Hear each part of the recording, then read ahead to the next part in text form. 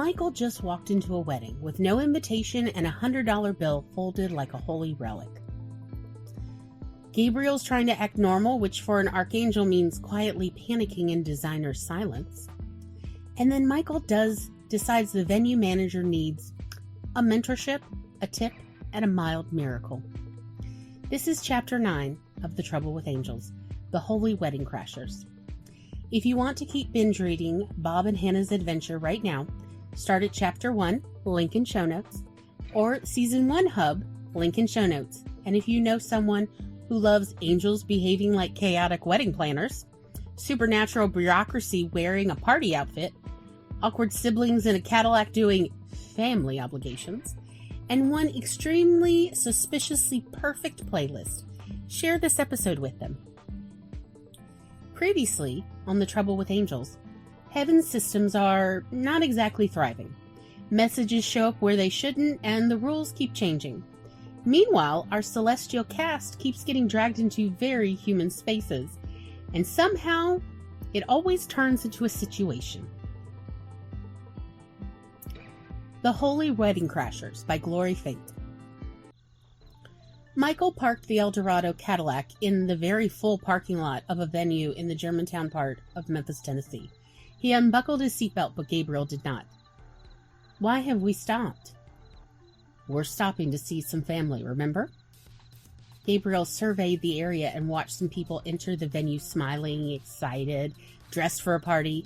Gabriel's eyes narrowed, and they said, "You know, I don't like to go to parties where I don't know anyone." Michael smiled. "That's why I'm going in, and you know me. I'll introduce you to the wedding couple as soon as I find out their names. Now get out of the car." "There's a party waiting for us!"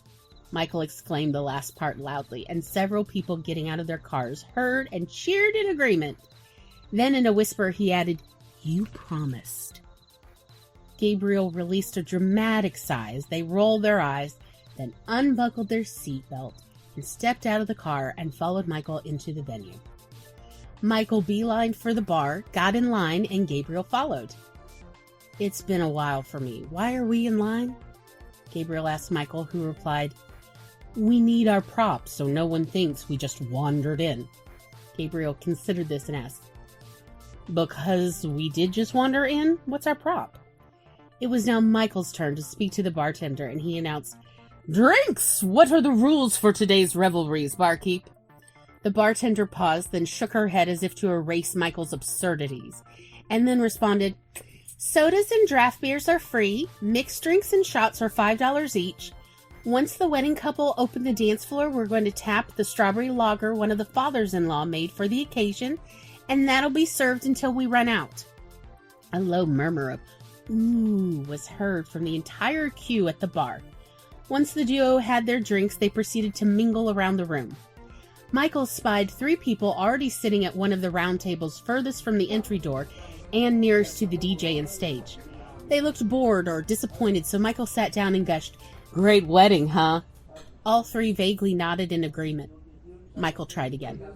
"I wonder if we're going to have dancing first or food first." One of the guests stopped their reverie to inform Michael, "They're about to bring out the food. I overheard one of the caterers say that he's already been harassed by 3 different aunties to stop stalling and to get the food out." Michael laughed and remarked, "That must be why they brought out that table of oranges the size of softballs that the children are mobbing. Hi, my name is Michael, by the way." The middle person immediately half stood up and leaned over the table to shake Michael's hand and said, "Hi, Michael. I'm David, and this is my sister Priya and our cousin Anjali." Just then, an army of caterers started pouring out of the venue kitchen, pushing carts filled with steaming trays of skewered meats, rice pilaf, salads, and all kinds of goodies. Without a word uttered, the entire room filled with the collective sound of dozens of chairs being pushed away from tables, and the social pecking order of elderly guests and their caregivers first in the buffet line, followed by parents with their young children, then the middle-aged and older aunties and uncles, and lastly, all the unmarried adults, older children, and teens. Once Michael sat down at the same table as before, he waved Gabriel over to sit with him. Michael turned to them and said, Gabby, I want you to meet my new friends, Anjali and her cousins, Priya and David. Priya, Anjali, David, this is my sibling, Gabriel. Once everyone had eaten, Michael leaned closer to the table as if to confess something. So everyone leaned towards him to hear him say, "Okay, everyone, what do we know about the DJ, and do they take requests?" The young people watched as Michael wrote down a list of songs, folded the paper along with a $100 bill, winked at Gabriel, who sighed in knowing response, and walked over to the DJ to whisper in their ear, hand them the note. The DJ opened the note, read the songs, high-fived, then hugged Michael and went about preparing the playlist as Michael slowly and purposefully walked around the outermost interior of the venue one full revolution. Then he started a full revolution around the perimeter of the dance floor, and afterwards walked to the very middle of the nearly empty dance floor and stood still for the DJ to begin the first song. As Shut Up and Dance by Walk the Moon began, Michael began dancing to summon the divine spirit to the wedding party. As if on cue, first individual people, then couples, and finally whole tables of people started joining the dance floor to dance to the music and Michael's summoning. "What's going on?" Gabriel motioned to Michael dancing and replied, "Michael loves weddings, so he's performing a blessing." Anjali nodded, but was still a bit incredulous as she responded, "Oh, is that what that is?" And then, to her cousin's bemusement, walked out to join the dance floor as Turn Me On, sung by Kevin Lytle, started playing. Priya scooted over to sit next to Gabriel and pointed at an older couple dancing and said, "That's my parents. I don't think I've ever seen them dance together in my entire life. How did Michael do this?" Gabriel simply nodded and told Priya, "Michael loves weddings. His joy is infectious. If he gets his way, half the town will dance at this wedding before the night ends." Whitney Houston's rendition of I Want to Dance with Somebody began, and Priya looked at David and said, "This is my jam. I've got to dance," and scurried off to join the dancing throng. By the time Jai Ho began, David and Gabriel had lost sight of Michael in the ever-growing dance party. Then Gabriel spotted Michael bringing the bride and groom to their table arm in arm. "Gabriel, this is Daniel and Samira." "Congratulations." "Gabby?" "Yes, Michael, my beloved brother." "I told these cuties that we forgot our gift at home. So will you give the wedding couple a blessing?" Gabriel stood up and said, "What do you two want the most?" Samira and Daniel conferred for a moment, and then turned back to Gabriel, while holding each other's hands, and both took one step forward toward Gabriel. "That we can solve any problem we face together as a couple." Gabriel nodded, took a half step forward toward the couple, with Michael standing opposite Gabriel behind the couple. Gabriel inhaled as they lifted their hands to encompass the couple in a shimmering energy bubble, and uttered a blessing that only Gabriel, Michael, Daniel, and Samira could hear. Despite David's best eavesdropping efforts, he couldn't hear what Gabriel said, but it felt like a spotlight fell upon the four standing together. Everyone at the reception within eyesight of the blessing found their eyes drift over to the group. As Gabriel concluded the blessing and kissed Samira and Daniel on their foreheads, time began again, just as Harry Belafonte's version of Hava Nagila started, and the groomsmen, with chairs in hand, reached the bridal couple to lift them up and parade them around the venue in joyous celebration. Later, while Gabriel was waiting at the bar for a glass of the very special strawberry lager — strawberries are a favorite of the archangels — they overheard Samira say to Daniel, "Where did all these people come from? I'm worried the fire marshal or the venue site manager is going to kick us out." Daniel nodded in agreement just as Michael walked up to the couple and told them, "Lovely party. I'm friends with the fire marshal. Everything's fine. I'll go talk to the site manager and smooth things over." The couple looked relieved and went back to greeting and toasting each table. Michael stopped by Gabriel. "Would you get me a glass of strawberry lager for me too? I've got to go see a man about several 100 pounds of meat. This party is about to get hungry again, and the venue staff look way too sober." Gabriel nodded as Michael wandered off into the venue kitchen to fill the staff with the Holy Spirit. Or spirits, same difference. Michael walked up to one of the catering waitstaff and asked, "Do you know who's the manager tonight?" They pointed to a tall, lanky man in black slacks and vest wearing a white button-down shirt under the vest. The man's dark blonde hair was obviously thinning, and he had combed it over in a style one hopes he thought he looked good in, but it did not distract from the permanent creases in his face that made him look perpetually sad and disappointed. "Harold's over there," the waitstaff said, and they walked with their pitcher of ice water to the first table. Michael beelined for Harold with a big grin on his face, and when he was within a few steps of Harold, Michael exclaimed, "Harold, I'm so glad to meet you. Daniel and Samira and everyone at the wedding has been singing your praises all night long." Harold's face said, "Really?" without Harold uttering a word. Michael continued, "Please let me shake the hand of the man who has made tonight a night they will be talking about for years to come." Michael outstretched his right hand as he embraced Harold's shoulder with his left hand. Michael then leaned closer to Harold's ear while keeping his hand on the man's shoulder and said, "Let's go for a walk." Michael steered Harold to promenade with him around the reception hall as Michael greeted guests who cheered and waved at Michael. "See, they adore you, Harold. You're quickly becoming a legend. I think you have a true gift for venue management. I truly believe if you play your cards right, the sky's the limit for your career aspirations." Michael stopped walking and turned to face Harold and gazed deeply into his eyes. "Do you understand me, Harold?" Harold stammered and said, I don't know, but I want to." Michael hugged Harold and said, "Excellent. Let's keep walking. I know I don't look like it, but I've been attending and organizing weddings longer than you have walked this earth, so I'm going to take you under my wing and help make sure this wedding becomes the stuff of legend." Thank you?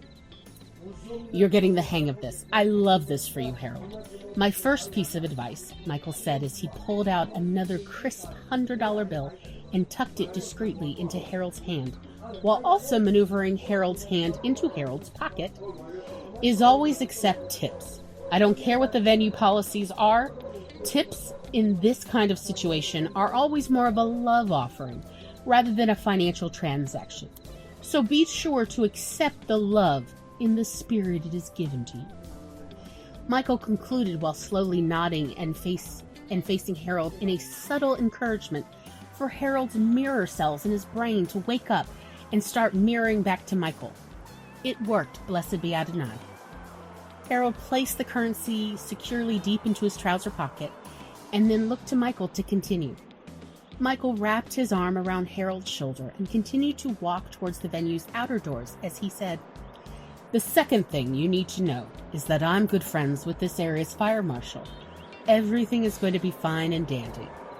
And the third thing you need to know is, at this point, 2 pickup trucks pulling trailers loaded with several smokers and grills pulled up, and the first truck rolled down the driver's window. The driver said to Michael, "Hey man, we got lost. Do you know where Highway 20 is?" Harold winced and said, "Oh," as Michael told the driver, "Oh no, unfortunately, an 18-wheeler jackknifed on the on-ramp and spilled its cargo of cottage cheese everywhere, which attracted a lot of wildlife. Crews are expecting to be cleaning up that huge mess long into the night. You'll have to drive at least 60 miles out of your way to get back onto Highway 20. But I believe Providence sent you to us because 25 minutes ago, the butcher's cooler at the Piggly Wiggly died, and so there are hundreds of pounds of chicken and other meat headed over here to feed our wedding guests. Fellas, please unload your smokers and grills right over at the pavilion, right there.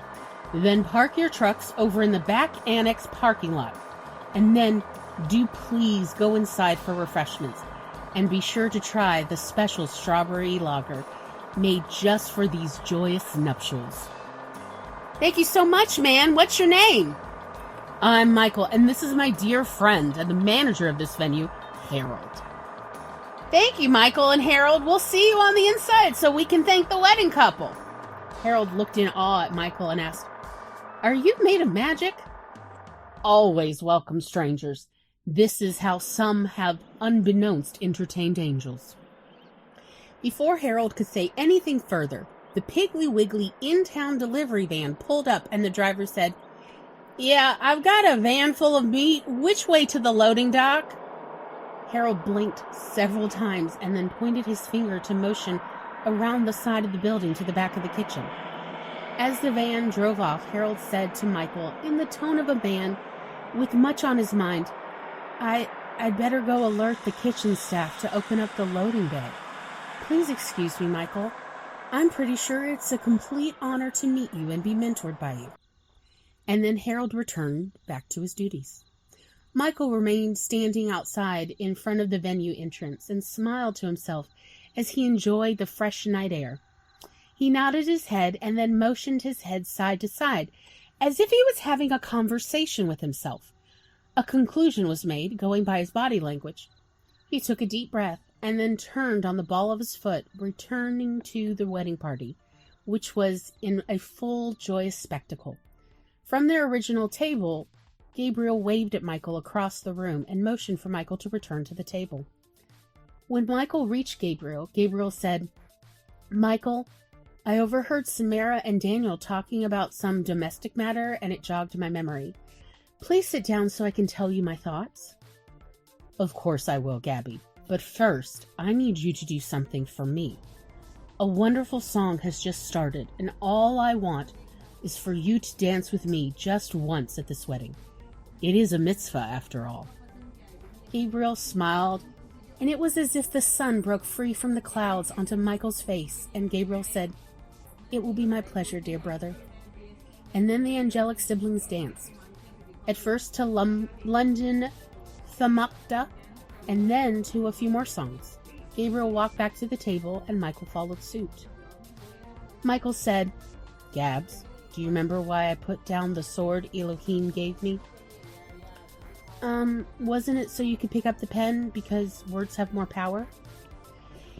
Well, somewhat, yes. I realized that while my sword has much destructive force, words, and especially words in print, have the creative power to inspire the minds of others, including Avinu Makenu. I grew concerned that El Shaddai might one day ask me to destroy my children, and yours too.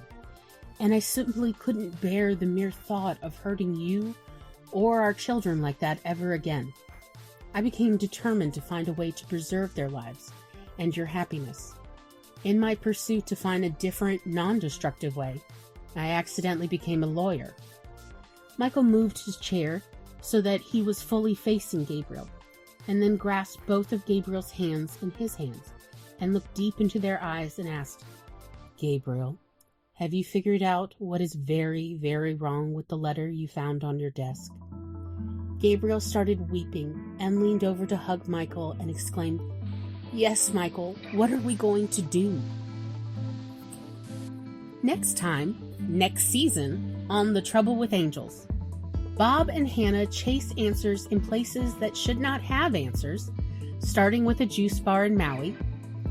Michael and Gabriel pay a visit to a Holiday Inn Express because sometimes the end times require a conference room and a continental breakfast. There's a movie theater, a weather goddess, a family reunion with Ways and Means energy, and at least one plan that sounds like it was approved by nobody. And somewhere in the middle of all of that, someone is going to learn who actually sent that note. You've been listening to The Trouble with Angels by Glory Fink. If you're feeling overwhelmed or like your brain is turning everything into an emergency, please don't carry that alone.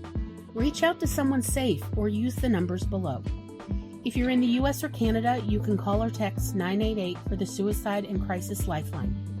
In the UK and ROI, Samaritans are available at 116-123. In Australia, Lifeline is 131114. If you're in immediate danger, please call your local emergency number. And if you want to help this story keep finding its people, you could tap the heart button, engagement is magic, leave a comment, Harold will accept it as a love offering, whether policy allows it or not. Toss a coin in the coffee fund. Divine contributions always welcome on Ko-fi, Venmo, and Cash App. You can also subscribe to The Trouble with Angels at Glorious Magazine, link in show notes. And check out Coffee Bunny Crafters Cafe, link in show notes. You can find me, Glory Fink, as at Glory Writes the Blues on social media, Blue Sky, Instagram, YouTube, Twitch, Facebook, TikTok, and Threads. Until next time, drink some water, tip your angels, and if a wedding looks too joyful, it might be Michael. Thanks for listening, and I'll see you next season in Chapter 10. Goodbye!